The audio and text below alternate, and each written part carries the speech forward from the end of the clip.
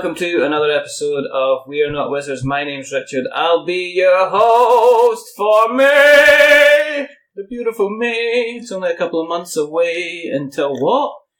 Well, you know, we're sitting at tables. We're actually caressing a bit of tabletop that is covered in order to stop a certain man drumming away that he was drumming away last time. It's kind of like another Kickstarter special for everybody that wasn't aware. We ran a Kickstarter at the beginning of the year, and some lovely, generous, fantastic people donated and helped us support us. And one of the things that they were allowed to do is to come on the show and talk about anything that they wanted. And John from Tabletop Scotland was involved. Simon from Tabletop Scotland is here. Hello, folks. And I've got Duncan from Tabletop Scotland, and this time we're not going to mention the mattress or the van. That did almost very mention something else. How you doing, gentlemen? How are you? How are you? We're all good. We're all good. Yeah. We're all good. Life's good. We've decided. Yes. The three of us. Yes. Have made a decision. Okay, what's that decision? It's like X Factor. We're taking over. Yes. You're taking over what? We've declared independence. All right. Okay. It's been a revolution. We have revolved. You've revolved. We've revolved. You've revolved 360 right round. Why? What's happened? Well, we're taking over. We're revolting against our evil overlord. Indeed. Right. Okay. Let's get to the bottom of this. Why is Dave now? Dave right? Is Dave now wrong? I don't think he's now wrong. He's always been. He's given himself a title, hasn't he? Do you want to tell us a little bit about this title? Dave's title is Convention Director. Courage. Do you have to bow? It's worse than that. Than that. What's happened? It's undescribable, some of the things. Yes. Especially on a family podcast like this. Oh, yeah, we can't do it. Is there spreadsheets involved now? Oh, the spreadsheets. The spreadsheets of the spreadsheets. Has he gone past the point of just kind of like colouring them in with primary colours, and has he moved into pastel shades? Oh, obviously. I mean, Oh, no, we're past pastel. Oh, well, okay. We're past pastel. Past pastel. And we're now doing custom colours using a little hexagonal grid. No! You know what I'm talking about. Have you each got your own colour then? Well, that's racist. That's one of the reasons we've had the revolution. Because we don't see each other as colours. Ah, dear. And how do you see yourself then, John? Well, I am. Well, no, Simon can go first. He's got. I am the Secretary General of the People's First Committee. Secretary of the People's First Secretary Committee. General of the People's First Committee. All right, okay. And Duncan is. I don't know these people. If anything, I might be their carer. It's a bedtime. And I think I've been upgraded from minion to skivvy. Yeah. So is that an upgrade? Really? That's pretty good, because I've never seen you kind of get higher than kind of lackey. I know. Flunky, possibly. Yeah. No, Flunky implies intelligence. No, the thing is, Flunky's almost always gets a line. A cop for comedy effect. I suppose, yeah. Whereas skivvy's just, might be in the corridor when you run past. You're probably the person that clears up the stage afterwards of kind of sadness and cigarette butts. I thought you were going somewhere else that time. I'm not going to say we've already had enough swearing in the unreleased outtakes. There's no outtakes. There's not going to be any outtakes. There's no editing. Let's put the clock back a little bit, because we haven't actually spoken since last year, since Tabletop Scotland, which I went to, which I ranted next to Duncan here. And that was funny. And you know, I lost, I believe. I did lose. It was quite disappointing. I enjoyed your rant. Your rant was very good. You came with your props. You're to the point. The only problem I had with your argument was, and the reason why Duncan did get my vote, is because at the very least Terraform Mars makes an attempt to be an actual board game, whereas the Mind, well, it's shit. I didn't want to bring that up. I didn't want to bring up that whole thing here just now. It's still a little bit of a sore point. I'm kind of looking at Duncan without my glasses on, so I can't see him. I mean, this is where we are with things. Last year, however, was a wonderful success, to the point where people loved the event. There wasn't really anything in terms of a kind of a negative or even kind of neutral stance on it. Everybody that I spoke to that came to Tabletop Scotland kind of really, really enjoyed themselves. Now, looking back, I mean, you must be in a position now. You got a bit more confident this year? Do you know where you kind of stand with things I this think year? 3 out of the 4, huh? And we're here, and Dave's in another building somewhere, rocking back and forth. He's gently rocking. But I mean, himself. no, seriously. I mean, the way the event kind of turned out, were you surprised by how everything kind of went? Did it kind of exceed your expectations? I think. I would say yes, actually. I think that the overwhelming sense of dread vanished a lot quicker than I was expecting. Yeah. Okay. And then once we actually got into the swing of things, there was a lot of work on the weekend. Yeah. So the irony is, of course, is that we know people had a great, fantastic weekend. And we had a good weekend, in many respects. I've absolutely no idea if I had any.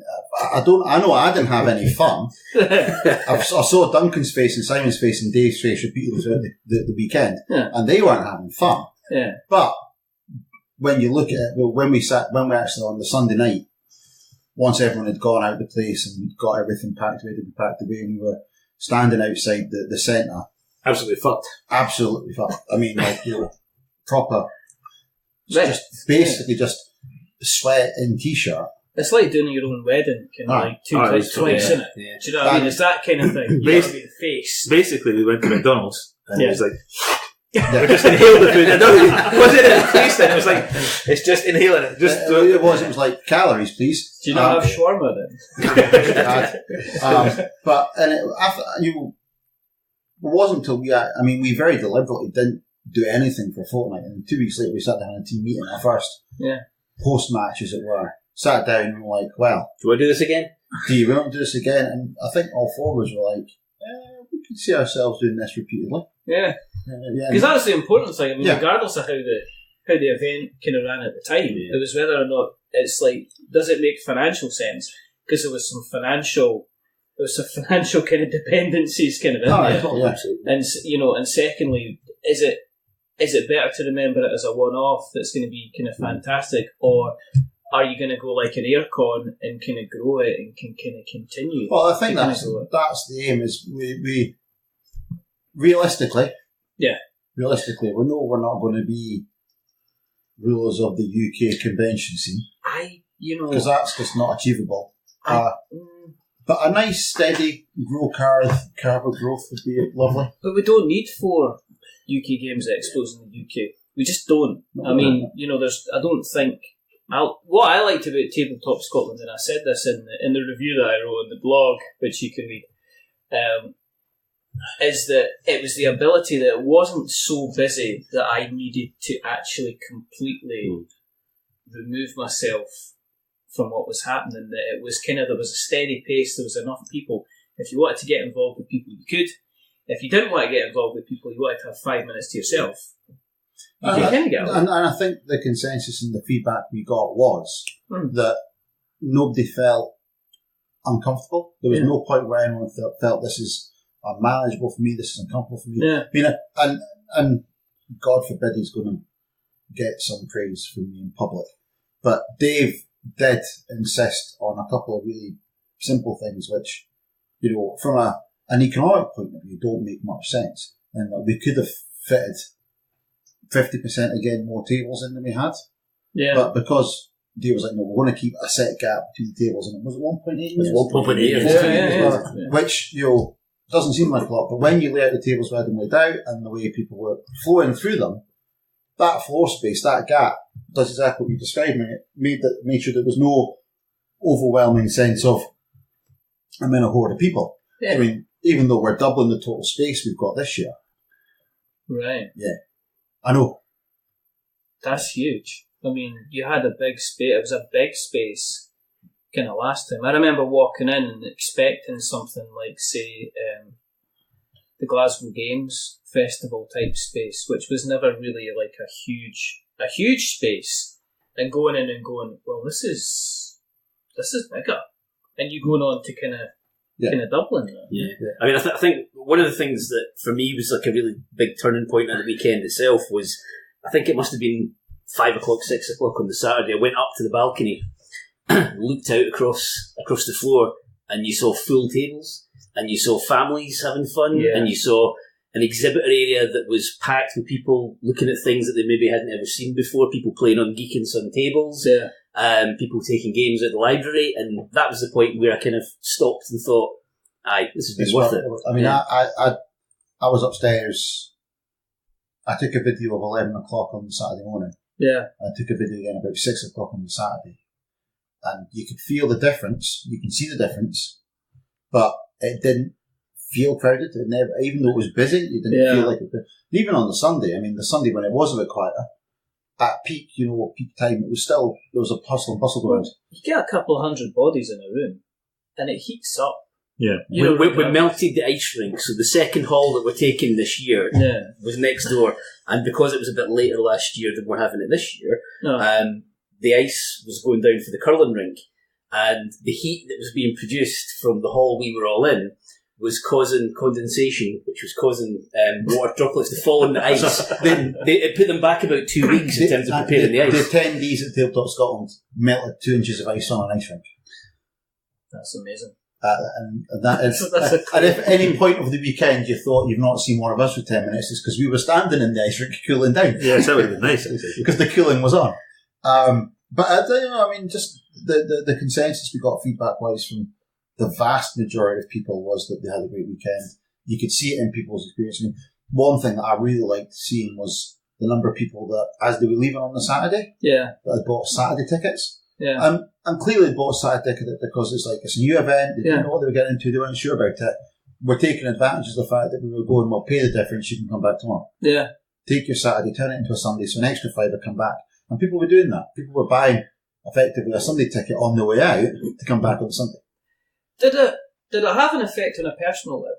Yeah. And what I mean by that is the board game community is a huge community, and everybody's well known for. So for yourselves, was there a bit of an effect on how you were perceived in the community? Have you all of a sudden found that people have kind of...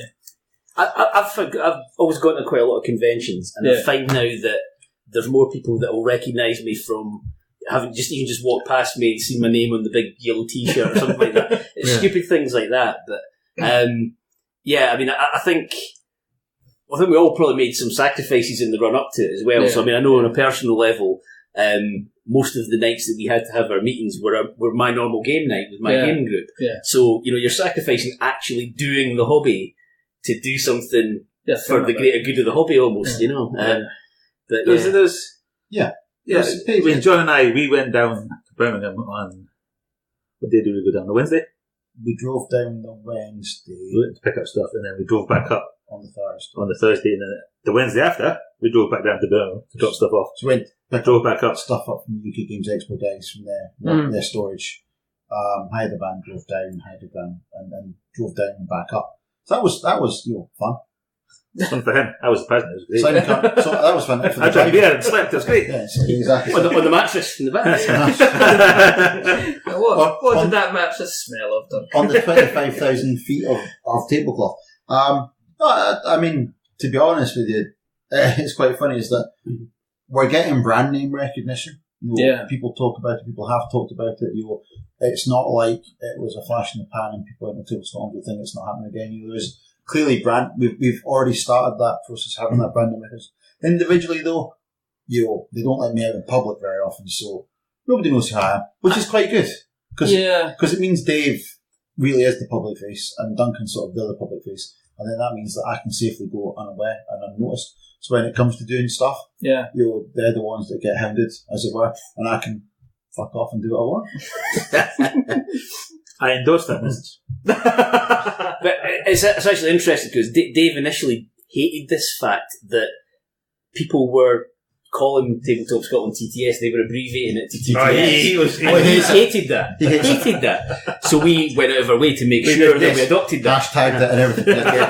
So hashtag TTS19. Yes. But that you need stuff like that. You need something that's easy that somebody's just going to throw out there. Although we did have a few checks on that, and we got messages from an American fucking furniture company. Yeah, because it's tabletop. That's all they saw was tabletop. Yeah, it's like, yeah, fantastic. If that was the worst random message we got, what we're doing. Exactly. It could have been an awful lot. It could have been an awful lot. But I mean, we really did have a good. I mean, it doesn't say didn't have much fun, but it was a great weekend. I mean, we all came away totally stoked with the success it had been, and I think we were all surprised by the level of success.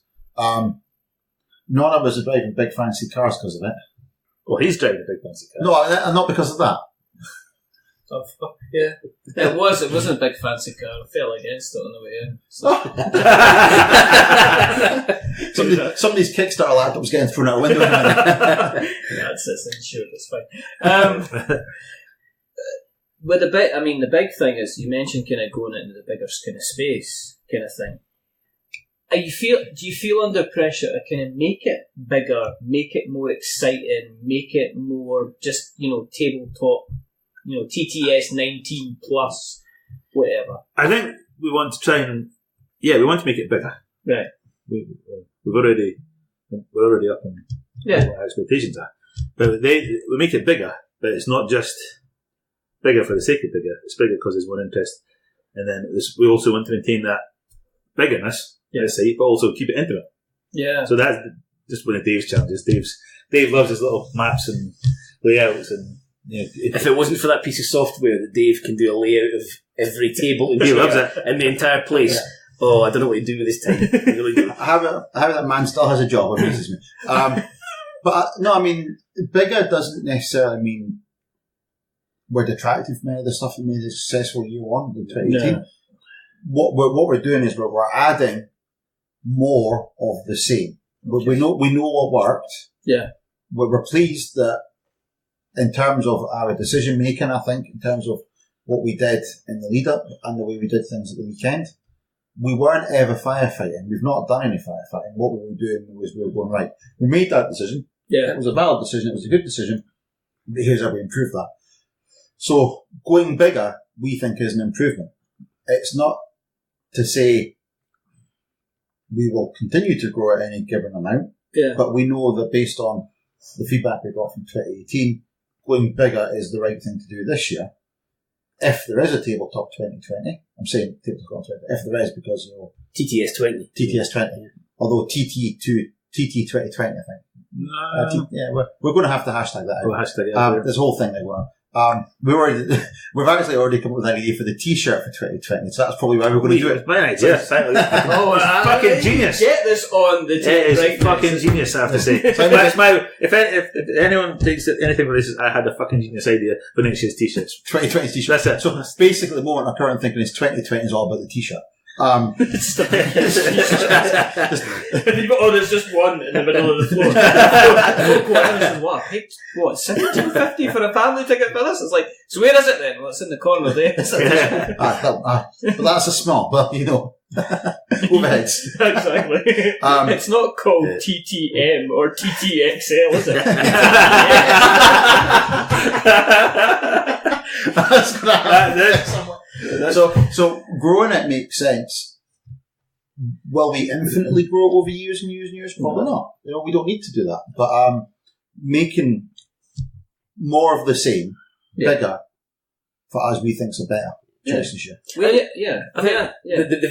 like the venue. It just really works for what we're trying to do. And there was always a bit of nervousness about whether Perth was the right place to have it or not. Would people come from Glasgow? Would people come from Edinburgh? Would people come from Aberdeen and Inverness? And they did. And they came from England, and they came from France, and they came from Germany. And I think this year, so last year we had tickets sales from across Europe. We've had people buy from the USA this year already. See, that's amazing. And they're Americans, so we can sell them cheap whiskey and tell them it's expensive, we're good. Don't listen to the Americans. You could sell them a T-shirt. I mean, I'd like to say that, at least 60% of our audience know. I know.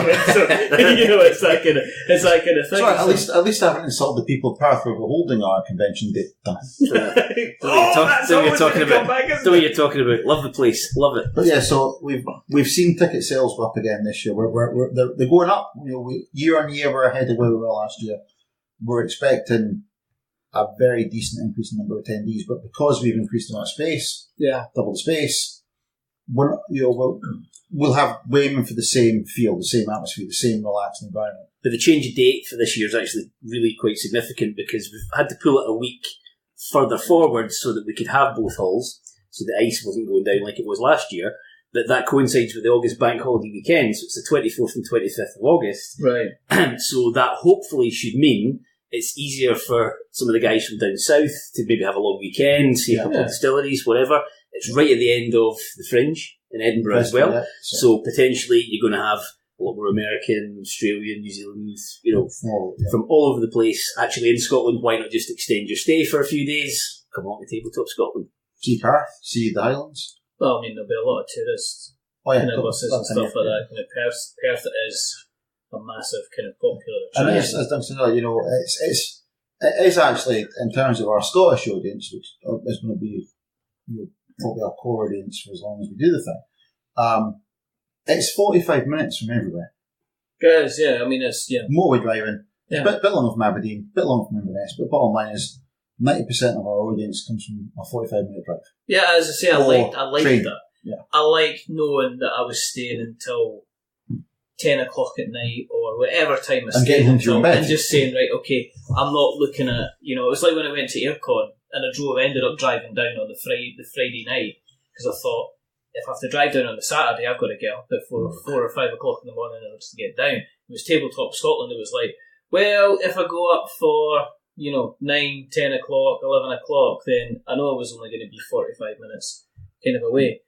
So what's going to be the changes? What have you got in store for people who are coming along? You're not allowed to look at your notes.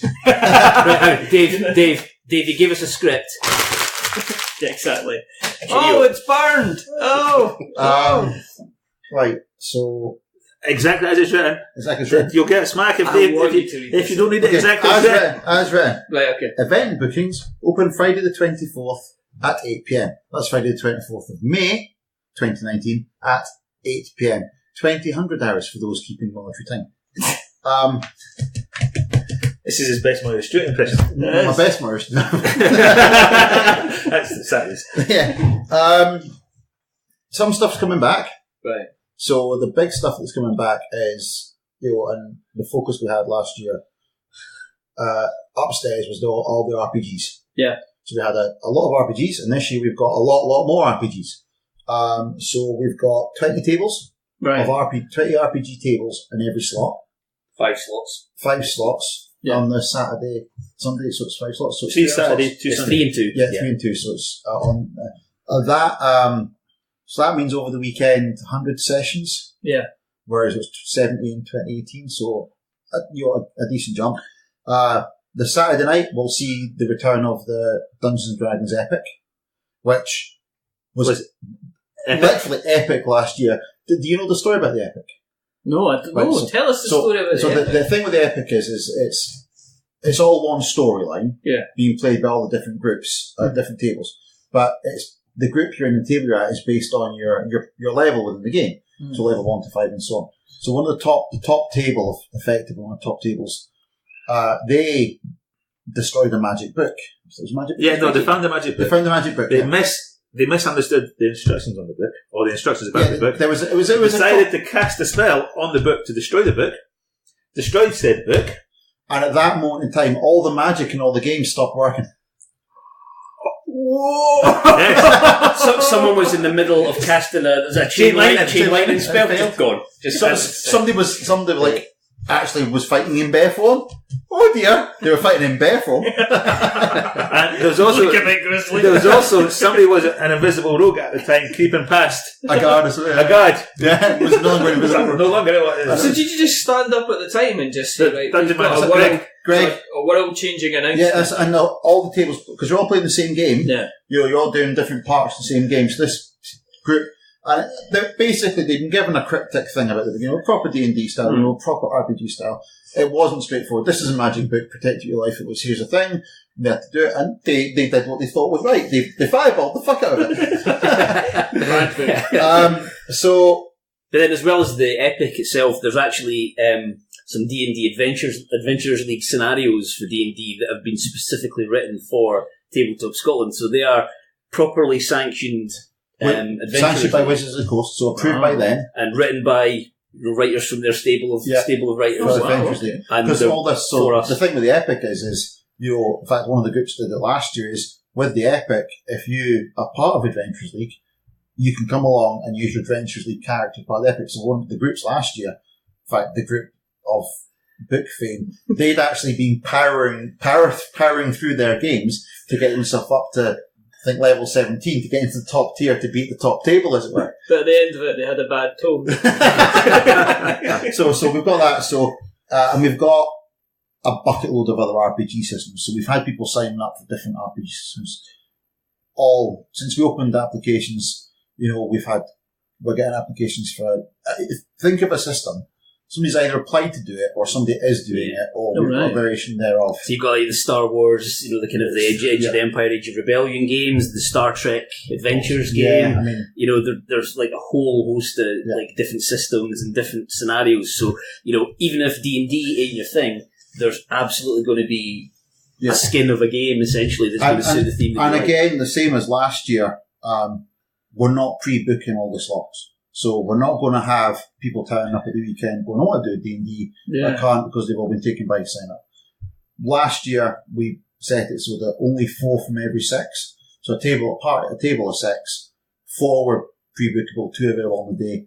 We're doing the exact same thing this year. We're making sure that there's going to be slots available for people to come along. And if you haven't role-played before, if you want to find out what all the fuss is about D&D, if you love Star Trek and you want to finally have your shot at being, a Klingon or a Gorm or something, then you can actually do it. Okay. We want to focus on that because last year there were people. I mean, I was standing in the foyer last year, and Anne, Duncan's lovely wife Anne, and my friend Nicola, they were doing the cash desk, selling tickets for us. Shouted me over, and there was a family there, a family of 4, mum, dad, and 2 kids, and they're like, we want to learn about Dungeons & Dragons. Took them upstairs, signed them up. Signed the daughter up, signed the mum up for a different session. And that was like, and then that was the Sunday morning. Then Sunday afternoon, I saw them walking past and said hi to them again. I said, daughter, what you got there? And the daughter opened her bag and she had her brand new player's handbook, a brand new monster book, a brand new and then mum had her own bag with all the stuff in it, and dad had the look of utter hatred on his face. It is worth pointing out, though, the sign-ups will be in the foyer now. Yes, not upstairs. That's one of the improvements we're making. Yeah, from feedback from last year, we want to make the sign-up process visible. So we're putting them downstairs in the foyer reception area when people come in. So people have the opportunity to sign up a lot easier for different sessions. How did you get your feedback from the previous year? I mean, did you volunteer? Did you actually go and say, could you volunteer some feedback? Oh yeah, we sent out emails to everyone that signed up for the newsletter. Yeah. Even if they weren't an attendee, yeah, got a feedback question and got a chance to give us feedback. Some of it was illuminating, some of it was interesting, some of it was downright hilarious. One guy didn't like Perth. One person told us repeatedly didn't like Perth. Not guilty. And I had to check 3 times it was Duncan's email. It was definitely Duncan. It was definitely Duncan. So we just, and we put the link on the Facebook, we put it on the website, we tweeted it out. So we basically said people, tell us what you thought of our event. Yeah. And we shared it far wide. We got a lot of good feedback. We got a lot of feedback. We got a lot of interesting feedback. People contacted us individually to give us feedback. People contacted us anonymously. People sent it through Twitter.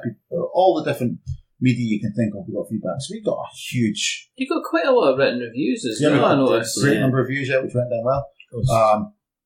It was quite satisfying actually reading some of the reviews. Yeah. So it was pretty good, yeah. Yeah. I think the reviews told us that the people that take it seriously took us seriously. Yeah. But the people who wanted to have fun had fun.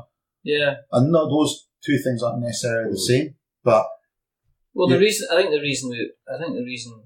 we ended up writing something was it's kind of an acknowledgement and I guess a kind of a thank you as well, because I think that's kind of important when you know the amount of work that you put into getting an event, just to say, well, this is actually kind of what we thought, and it's really easy to write a couple of paragraphs and stuff like this and just kind of pass it off, but it was genuinely. Yeah, and I think that the thing I liked from the feedback highlights were the number of it that came back to me and my family. My kids, my son. Yeah. There was a lot of that. Yeah. And Duncan mentioned earlier, you could see the kids, you could see the families in the family zone. The Habba zone last year went down a great treat. The introduction, the intro game area, because we had games set up with people, so people who were even first time gamers. Players. I mentioned with Nicola, her partner Mike brought his daughter along to visit on the Saturday. And they'd never played games. By the time they left, somebody had a copy of Super Rhino Hero Battle. Well, I mean, that's the law, isn't it? Exactly. But I think that gateway zone really, it was a gamble to know whether that was going to work or not, but I think it went quite well. Yeah. And it was that kind of, where it was, you walk in the door and it's there right in front of you, and the people who we had on there as volunteers were almost trained to see, right, there's a look of bemusement on that person's face, engage them, see if this is something that might interest them. And that was games like Ticket to Ride and Colt Express and, Carcassonne and Splendor, things that are easy enough to kind of get into. They're not difficult to teach, but they're a first step into that. But there's a reason why Ticket to Ride sold however many million copies it sold. Yeah. The bottom line is it's a great game to introduce somebody to the hobby of board gaming and tabletop gaming. But it's a great game, full stop. Yeah. And that family aspect is something else. But we've just remembered RPGs. We're working on it. I think we've got a few names there's a couple lined up for RPG sessions aimed at 8 to 12 year olds. We're actually dedicated sessions for. Yeah, that's good. But I think it kind of gets, it's one of these things that maybe gets kind of looked over. Still to confirm the exact setup for that and plan for it, but we're working on that. That's something that we're trying. Are you having a session on using their inside voice when they're playing D&D? What's the point of that? Where's the fun? Just a minute. You're asking John Harper if he is helping people to use their inside voice. Before I do that, I'm going to have a session on using people's inside voice at D.W.A.R.F on a Friday night.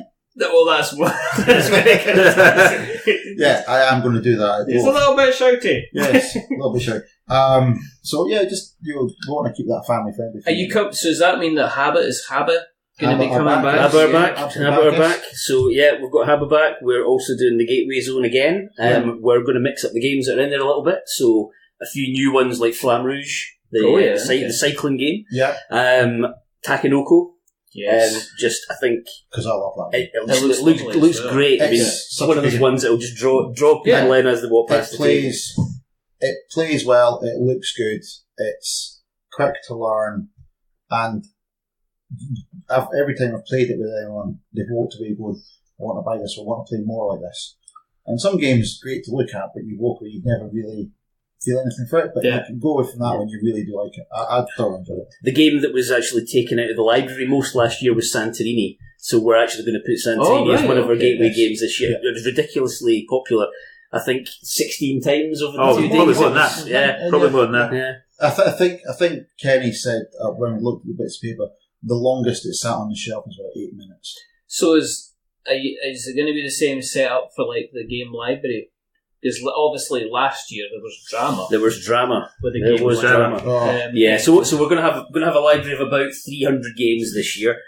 So Kenny Lee of the Dice Roll Cafe is our library guru. Kenny's lovely. Kenny's been on the show. Yeah, so Kenny did a great job last year at the library, and he very graciously has agreed to do it again this year. So not going to look a gift horse in the mouth. Yeah, no, he did a great job, and he corralled that team of volunteers really well. So, and they were constantly busy through the entire weekend. I mean, that was Yeah. That was they put a fair shift in. I mean, they really did over the weekend. Those guys really, really worked their asses off, and they deserve a lot of credit for how well they did that, because they weren't just filling in bits of paper and doing people games.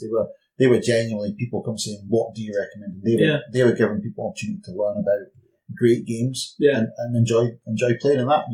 And that carried over quite a lot from the Gateway, because people would come to the Gateway. There was more than one occasion where one of the guys from the Gateway was handing them over to the library, and you enjoyed that. Try this in the library, and then they were going to the library, and those guys were doing a really good job of keeping that experience flowing. Is it going to be, are you aiming for like a bigger library? Are you going to have more volunteers kind of getting involved in the library this time? Yes, and yes. Right.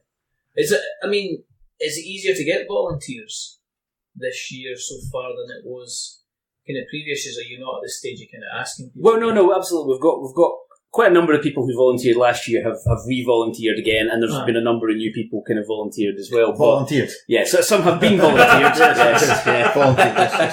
Thanks. But yeah, some have been volunteered, including our volunteer coordinator, my lovely wife Anne. She'll be delighted. Yes. No, she actually volunteered. Yeah. Did she? Genuinely. She volunteered to look after volunteers. How about that? Is that some kind of power trip thing? Possibly, yeah. Oh, never have two cowens in the same space. It's like Harper's. But yeah, but I mean, as well as like all the RPG schedule change, the seminar track is really something that's been expanded quite a lot. So last year we had really 2 seminars. So Meeple Like Us did a seminar on accessibility within board games, and Bez did a seminar on Board Game 101. But we've got a significantly sort of expanded number of seminars this year. So we're going to have a world building seminar. So that's Tom Mannering from the Unlucky Frog is going to be leading that, and joined by a couple of the guys from Modifius, Kevin from Inspiring Games, and they're going to talk about the process you go through to create a world from scratch, basically. We've got a game book design workshop.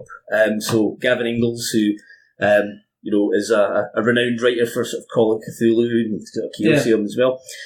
So about an hour and a half that will take, and he's basically going to take people through from the idea of how to make a book right through to actually making your own choose your own adventure book. I think playing fantasy games. I think there's an announcement. There's an announcement which Dave has got stars here. Read it as written. Ready. Word for word. Star. Announcement. Star. Okay. Exclusive. Oh, is that circled as well? It's circled. Wow. It's important. Crowdfunding 101. Hosted by some guy called Richard Simpson. Me! Why has he got a question mark after that? Well, that's because... That's not... Well, to be honest... You've got to raise your inflation. No, it is. It's because every time I look at Richard, I go, question mark? That's what it is. I get that. Richard will be joined by panellist Sarah Kennington from One Free Elephant. Hi, Sarah. A lot. What's Awesome? Yes, good game. Lots of fun. Awesome. Really Awesome. I love Awesome. It's a very fun Buy game. Awesome by One Free Elephant. It's a great game. I've got Microbrew as well. Oh, yeah, Microbrew. It looks fun. I've not played it yet. I've got two copies, not played it yet. Yeah, well, that's typical. Mark McKinnon of Wreck and Ruin fame. Fully funded and distributed and fulfilled. Looks lovely. Yeah, fantastic. And it looks lovely. I did a video on it because it's absolutely stunning. Obviously, he's from Dream Big Games. And Elaine Lithgow from Digisprite. And at this point, I've got a question, and it is, what's the seminar about, Richard? Question mark.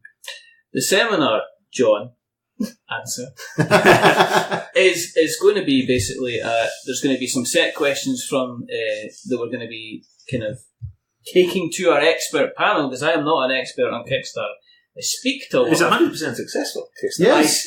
Fully funded. In fact, it's super reached the targets. I know. You've got a brand new laptop here out of it. I know. It's like 300. Okay, They sell themselves short, really. All right, 300% funded. Okay, 300%. Funded within the first 10 hours. I think He look at those stats straight away. He knows the stats. It's not as if fully fulfilled, fully armed. I think we should change it from crowdfunding 101 to crowdfunding 300% funded. It is gonna be just.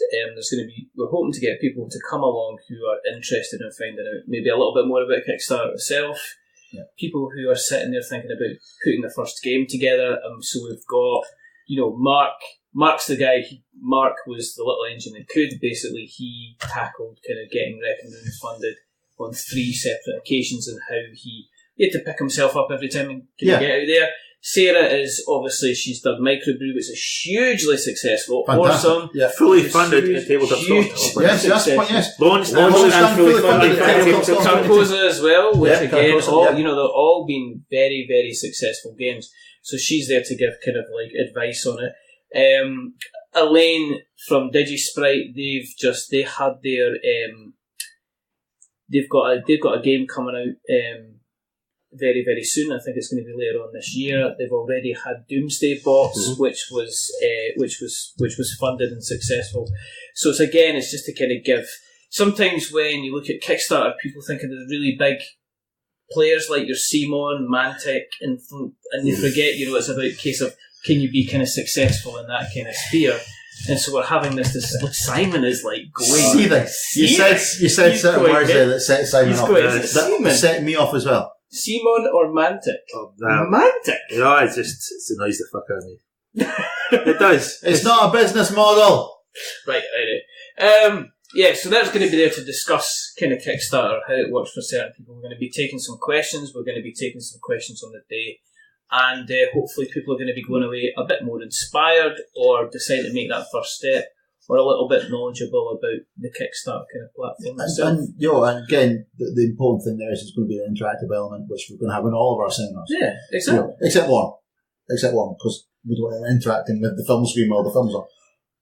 We've basically got a cinema set. Oh, we've got a cinema set, obviously. What? So we'll have Eye of the Beholder, the Art of Dungeons and Dragons documentary. Wow. Now that will follow on from a tabletop art panel hosted by Ben from Unlucky Frog.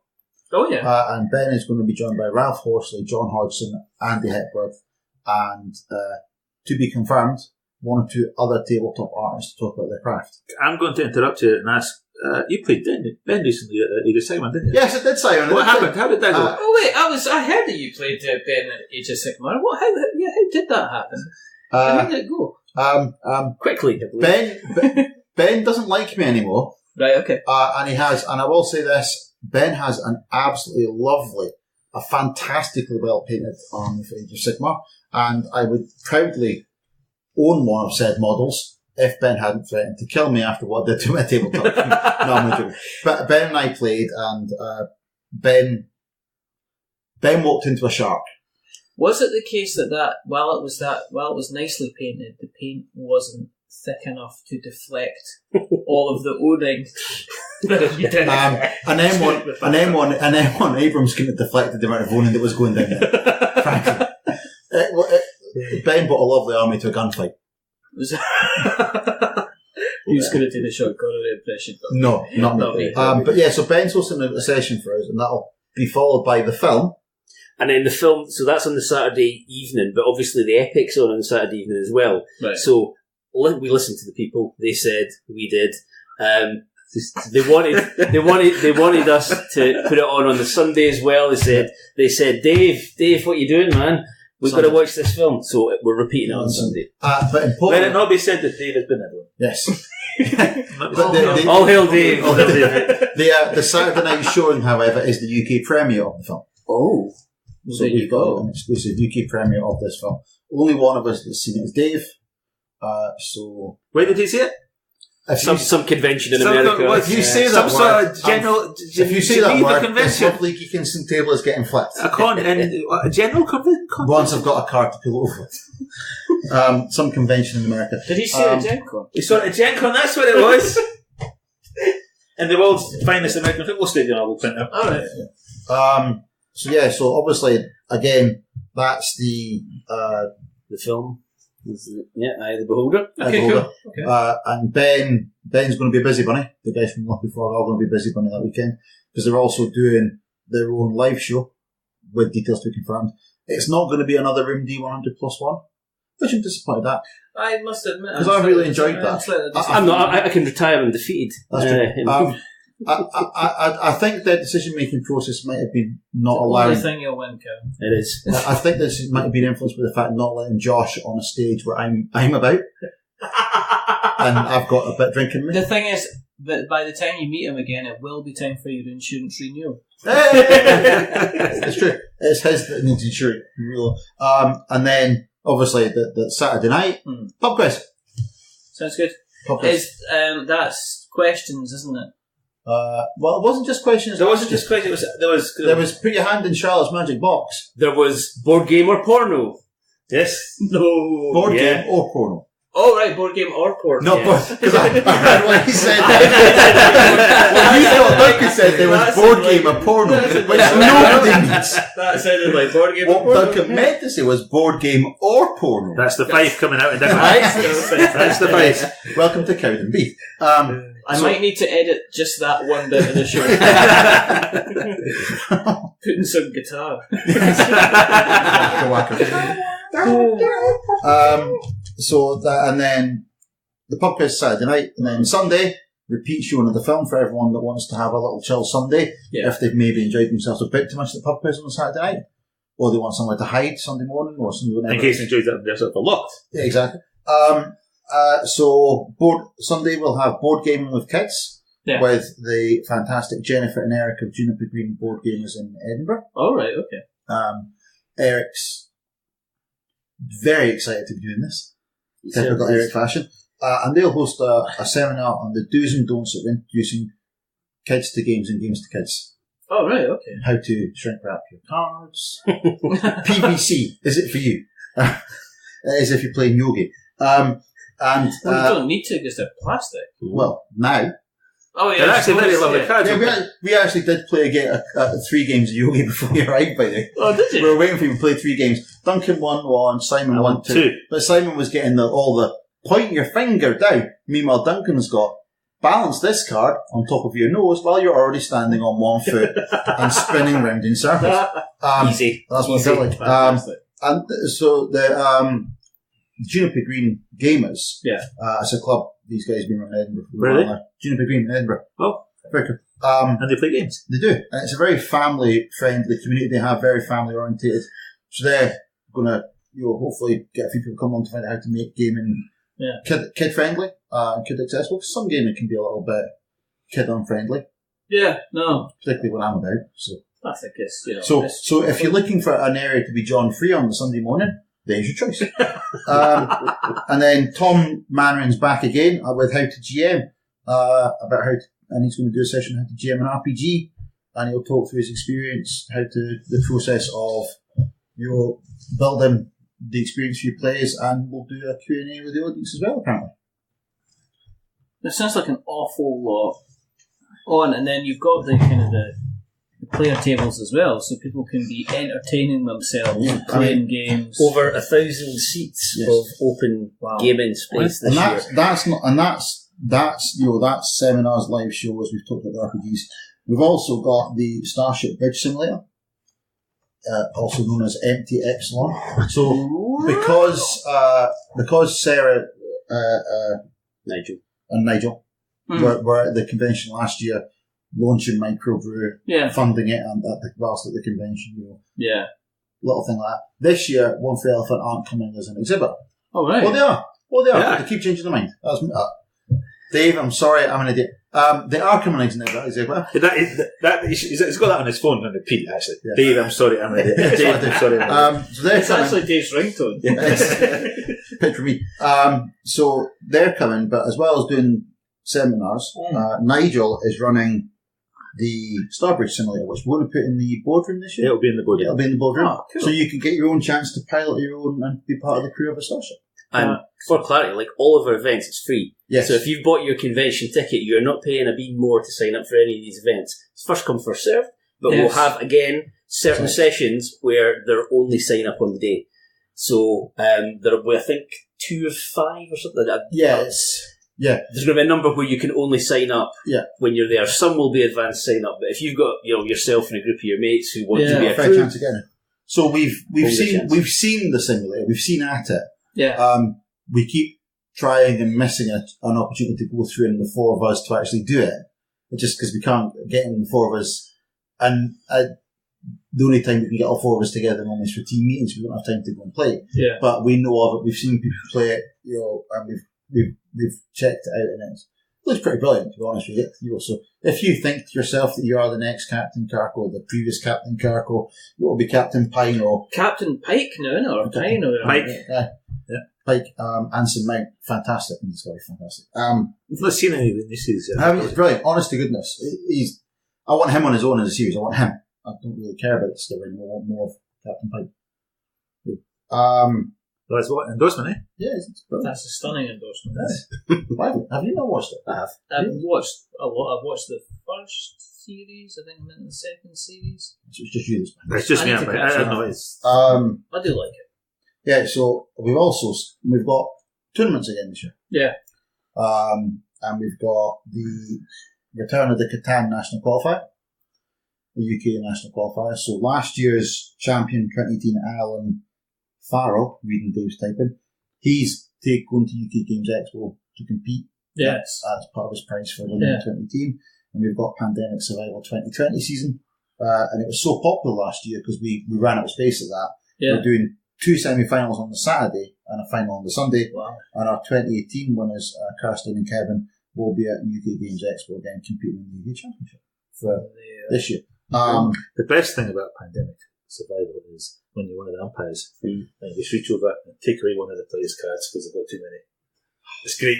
If they're out of time, and then you just unlimited power. That's great. I'm going to take that one. How does that buggy you? There you go. I'm taking Bobbita.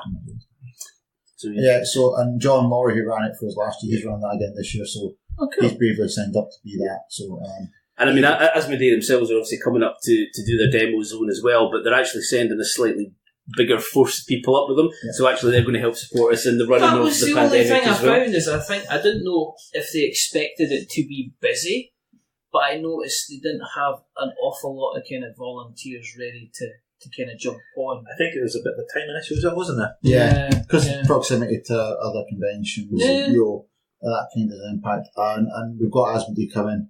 Cool. We've got the Coral Spring Games demo team again. Yeah. Harper in the Family Zone. We've got the Gateway Zone again. The other thing is, in terms of tournaments, we've got another announcement, John. You've missed an announcement. There's stars and a circle.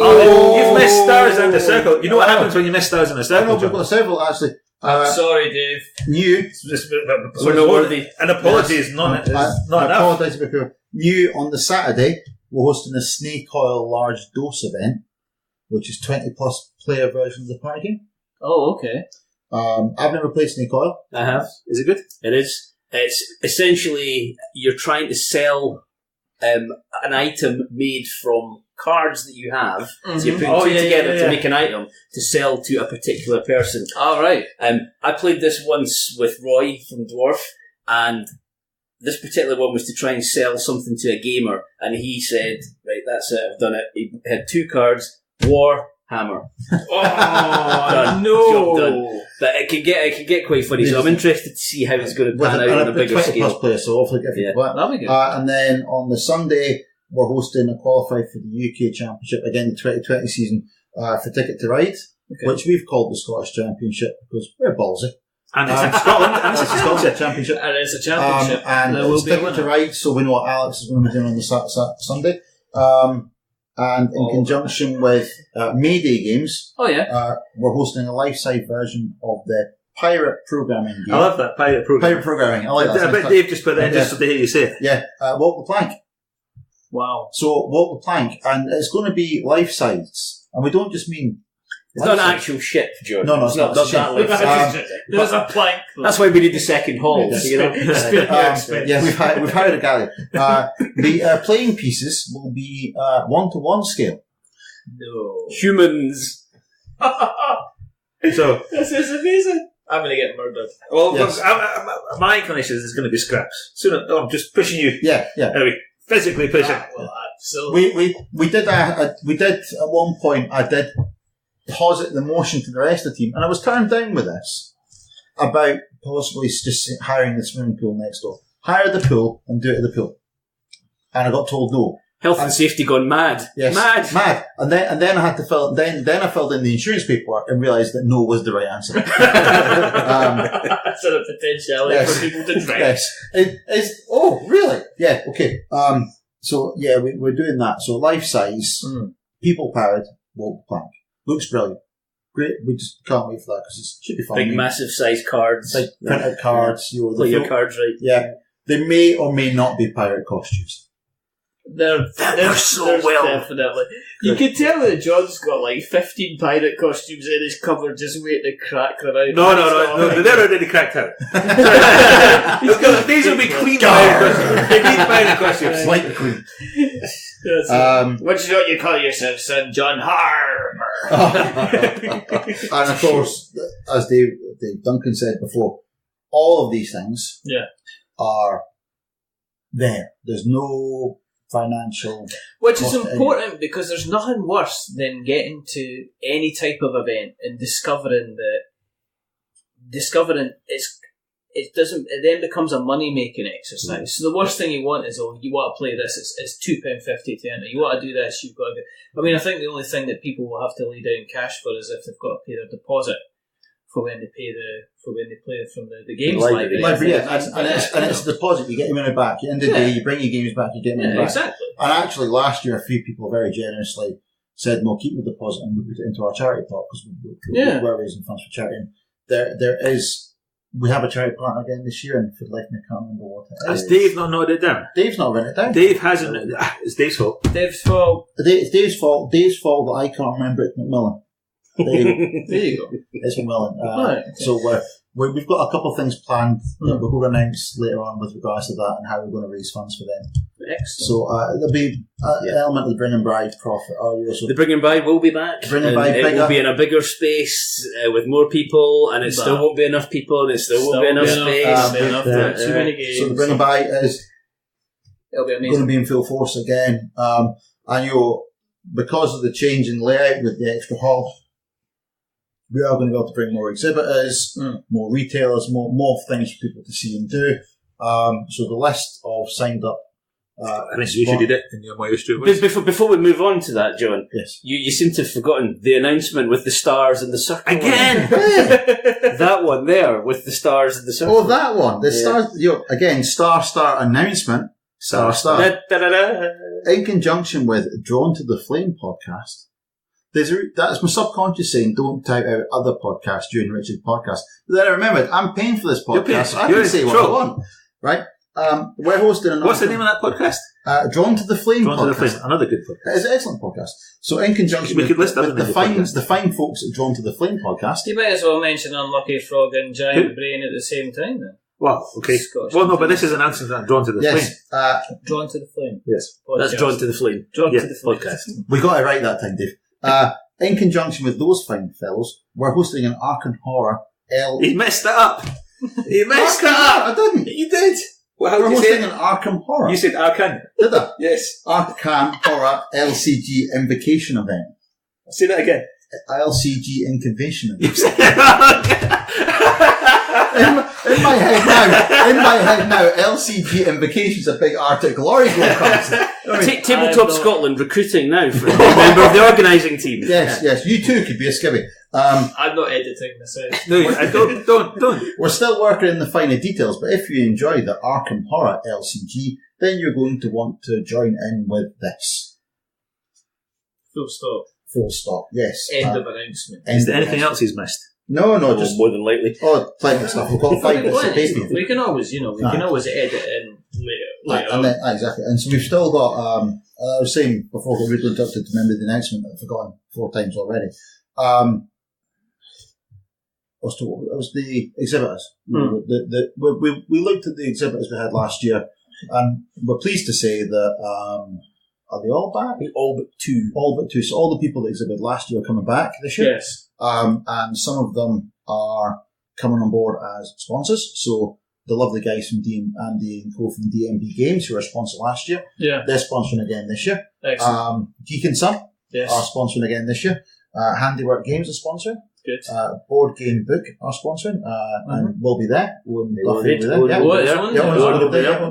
on the show. So you can buy your own copy of the Board Game Book, and I certainly will be. At a special convention price. I'll be getting it signed. Yes. Detailer Woodworking, purveyor of fine wooden swords. No, seriously, lovely bit of kit. Just a shame I couldn't buy one because it was already sold before I got there. So Daniel was an exhibit last year, and he's joined as a sponsor again this year. And Murphy's Vault from Edinburgh, Murphy's Vault on board as sponsors. And the list of exhibitors is... As things stand, there are still others that we're speaking to. This list will definitely grow. So this is the current confirmed list are All Rolled Up. Okay. Big Bad Cat Games. Yes. Big Dog Books. I was going to say Big Cat. I was going to say Big Cat. Big Dog Books from Perth. Yes. Perth. Cardboard and Coffee Games. Common Ground Games. From Stirling. Dark Fantastic Mills. Right. If you don't know them, I love Gary. Gary's my friend. I'm saying that now because he does me a great deal on and I owe him money. Decking Awesome Games. They actually came to the playtest zone last year. They did. And then they put their game on Kickstarter. Oh, that. Yeah. You played that, didn't you? Yes. I played it, wrote a preview on it. It looked a lot of fun. It looked a lot of fun. Good fun. And they're brilliant people as well. I had a really good chat with them at the Geekinson table when they were doing their stuff. It was a fantastic game. Digi-Sprite. Dream Big Games. Floating World Designs. Genki Gear. So rabbit ears for all that want them. There's nothing quite as impressive as a 6'5" man who looks a bit like a Barry and walk around in a pair of pink, sparkly unicorn / rabbit ears. That's the John Saturday night. That is mine. Illusionary Constructs, Inspiring Games. You said, I thought you were going to... I was really expecting that one to go wrong. There you go. That's the one I was expecting to go wrong. Little Shop. You're okay, Dave. You made it. Little Shop of Hold Dolls. Seymour. Feed me, Seymour. Medusa Games, One for Elephant, Ralph Horsley Art, Redwell Games, Settlers, Hamilton, Tabletop Crafter, The Crafting Jones. Oh, Shah's going to be coming from Settlers. Yeah. And he's got a bigger castle of games this year than he had last the big year. castle last year. From Redwell over there. It's going to be well. It's easy to take the thing out. Crafting Jones, Sally Jones. The lovely Sally, War Bases, from local to us from Kenny Hill. Just a loan from me. West End Games, Wooden Donkey, and Yay Games. Yay! You were at Aircon. Yeah, so what we've tried to do again is we've tried to cover quite a broad spectrum there. You know, it's not all just retailers, it's not all just manufacturers, it's a spectrum of the various things that make up this hobby. Because to be honest with you, we talk about tabletop gaming, but what we're actually talking about is 1,001 different things, if not more. It's like talking about having DIY as a hobby. Yeah. You know, there's so many different kind of permutations that, and people sometimes don't even interact, as well, which is... And I think what we saw last year was we saw that the spread we had last year in terms of the different exhibitors and retailers was that, a lot of people found a lot that they weren't expecting. Wow. And what we tried to do is, again, we're going bigger, but we're not going bigger for the sake of it. We're trying to make sure we bring in that, there's something for everyone appeal. We don't want to see, 20 people selling the same thing. No. But at the same time, we want to give people the opportunity to, get what they want out of it. And if it so happens that Gary wants to give me free things, that'd be nice. Worth trying. You never know. We've spent a lot of money on this. And the things, we've got the 2 halls this year, so we're not going to have a hall for exhibitors and a hall for open gaming. Yeah. We're going to have the exhibitors absolutely in the middle of both, so the doors between both those halls. So there's a bit of open gaming, a bit of something else, and a bit of exhibitor in each hall. So hopefully that sort of works. And we've got, in terms of the actual gaming space, table count wise, we're aiming to be over 1,000. So over 1,000 in terms of seats for open gaming space, but that's not including in the exhibitor zone if they've got tables set up. That's not including the role playing. It's not including the seminars or anything along those lines. Yeah, you have to read it as written. Yeah, if you want to come along and play games, then we will have a games library with roughly 300 board games in it and around 1,000 seats for attendees to play games at. We said that earlier without even knowing that that's what he'd written down. Yeah. It's like we're becoming attuned in some way. Exactly. So bigger we think is better in this scenario. Yes. But we're not going too big. And for no more money than it cost last year. Yeah, that's what I was ticket going to prices ask. What are going to be the ticket prices? Well, £15 gets you a weekend ticket for an adult. £10 for a Saturday only, £8 for a Sunday only. But again, if someone comes along on a Saturday only and wants to upgrade, then you pay just the an difference extra for £5. and that was really popular last year. And obviously we're having family tickets again this year. Yes. Which Dave didn't write on his bit of paper. Dave didn't have paper, so no. We are having family tickets again this year. Young adults under 16 will basically get a discounted price compared to adult, and under 10 and under is free again, which went down really well last year. Yes. And I think it's definitely been something that was a good move. And last year, our youngest attendee was slightly over a month old. It was like 4.5, 5 weeks old. And still be John at Rhino. Yes. But then again, most people can beat John at Rhino Hero, so that's fine. So our family ticket is, for the weekend is £44. For Saturday, it's 30 and for 23 for the Sunday. But we think at £44 for the weekend, that's really good. That's really good. And a family ticket is 2 adults and 2 young adults, and there's no limit on number of kids under 10. Under 10s, no one under 10s. That's cool. You have to book your ticket in advance. Yes. For if you're booking for example, if you're booking a family ticket and you've got under 10s, make sure you book your under 10 tickets at the same time. Yes. But we will be doing on the door sales as well. Obviously, we'd like people to buy in advance to make the whole getting in. Yeah. Makes it easier to plan, but you have to factor in you're going to have that on the day element. But John, these tickets that you know the prices of by heart of, how does one go about buying these? How do you go about buying these tickets, John? Well, I would endorse visiting www.tabletopscotland.co.uk and pressing on the big blue Buy Tickets button. The big blue Buy Tickets button. That's got an exclamation mark. Did Dave write the text for that tickets button? Yes. Buy tickets, it says. It's actually Buy Tickets! Is that pastel colour that he's chosen? And I've noticed that's definitely some almost like denim. Let's have a look at that. How it's big and it's blue. Yes? Big and blue. What type? Do you know what type font that is? It looks like Times New Roman to me a bit. That's a bit. You can buy your tickets online all the way through to the 9th of August, 8 o'clock on the 9th of August. And we won't post them out. You'll be able to collect them on the day. Alright, cool. So, on the day, collect your tickets. So that'll give us time to get them ready, printed for people to collect them on the day. So you don't need to worry about losing them. Don't worry about them getting lost in the post. Don't worry about them getting eaten by the dog. Just make sure you turn up with your confirmation and you'll get your tickets when you arrive. Excellent. And as Joe mentioned earlier as well, the event tickets, so for all those seminars and for the tournaments and whatnot, they go on sale essentially from the 24th of May. But you can buy the convention ticket now without those, and then when they come online, you can then buy them and add them to your basket. Yeah, and again, you sign up for an RPG session, you're not paying extra. You sign up to play Walk the Plank, even though we're not doing the swimming pool. You don't pay extra. And so, what can we expect to see when we go into the event? Me in a pirate costume. Yay! That's all I'm doing.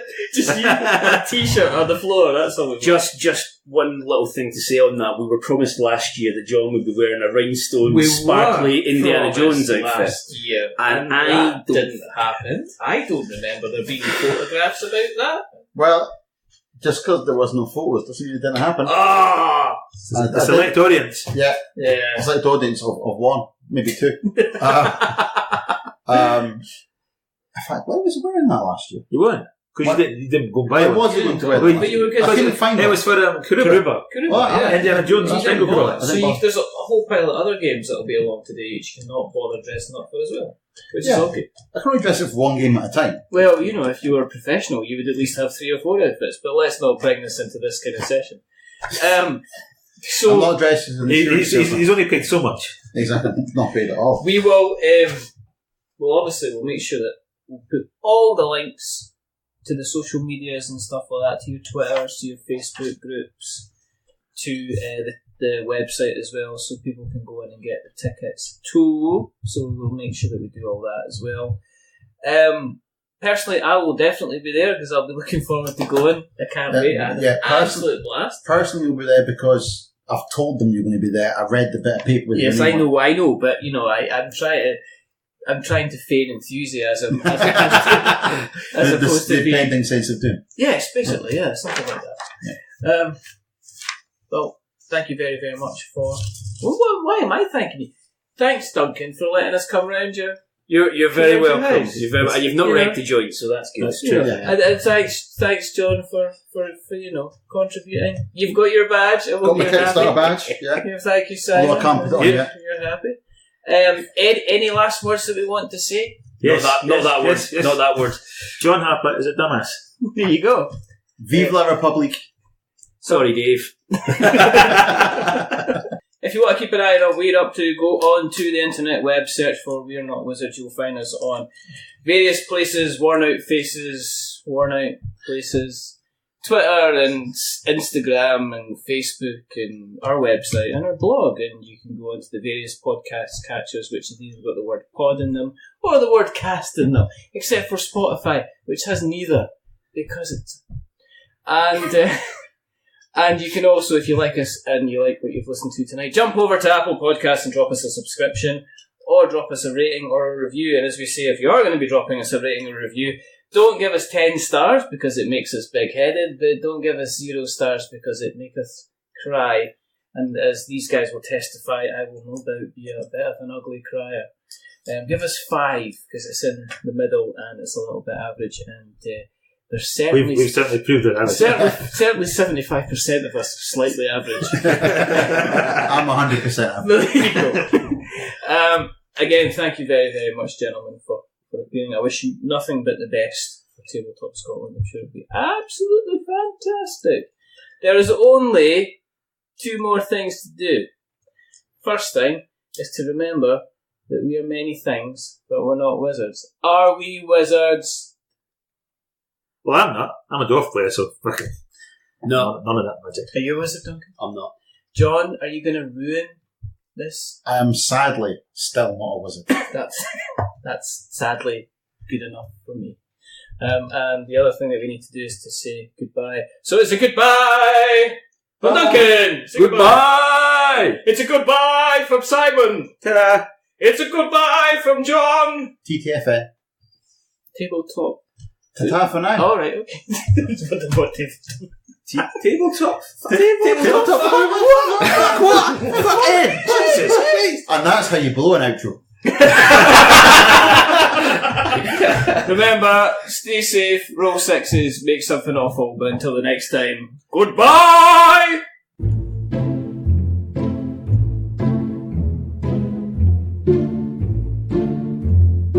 A wizard is never late.